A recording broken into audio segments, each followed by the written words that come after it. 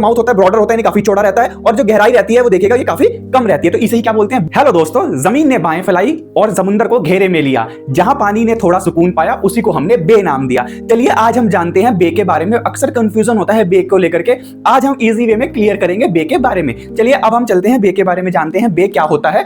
बे को हिंदी में खाड़ी भी बोला जाता है। चलिए तो जानते हैं हम कि बे होता क्या है। देखिएगा ये तीन तरफ से लैंड से घिरा होता है, जैसा कि मैं आपको एग्जांपल दिखाने की कोशिश कर रहा हूं। बे ऑफ बंगाल देखिएगा, पहला एक, दूसरा और तीसरा, ये तीन तरफ लैंड से घिरा हुआ है और एक तरफ किससे है? सी से मिला हुआ है। इसे क्या बोलते हैं? ये है बे।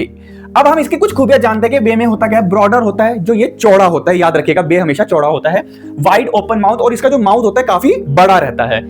शैलो डीप, और ये कम गहरा रहता है। ऐसा कोई भी स्ट्रक्चर अगर आपको दिखेगा ज्योग्राफी में तो वो ऐसा क्या बोला जाएगा? उसे बे बोला जाएगा। ठीक है, तो मैं आपको एक एग्जांपल से समझाने की कोशिश करता हूं कि बे किसे कहते हैं। ये जो कटोरी है इसे हम बे के रूप में मान सकते हैं एग्जांपल के लिए। देखिएगा इसे बोला गया है कि ब्रॉडर माउथ होगा, तो यानी ये ब्रॉडर माउथ है, और शैलो डीप होगा यानी कम गहरा होगा, तो ये क्या होगा? आपका ये बे हो गया। ठीक है, अब याद रखिएगा कि बे कैसे होता है। जो माउथ होता है ब्रॉडर होता है यानी काफी चौड़ा रहता है, और जो गहराई रहती है वो देखिएगा ये काफी कम रहती है, तो इसे ही क्या बोलते हैं? बे बोलते हैं। आशा करता हूं आपको वीडियो बहुत अच्छी लगी होगी, इन्फॉर्मेटिव लगी होगी। ऐसी और इन्फॉर्मेटिव वीडियो के लिए आप हमारे चैनल एडू अबाउट को सब्सक्राइब करिएगा, लाइक करिएगा और ज्यादा से ज्यादा शेयर करिएगा।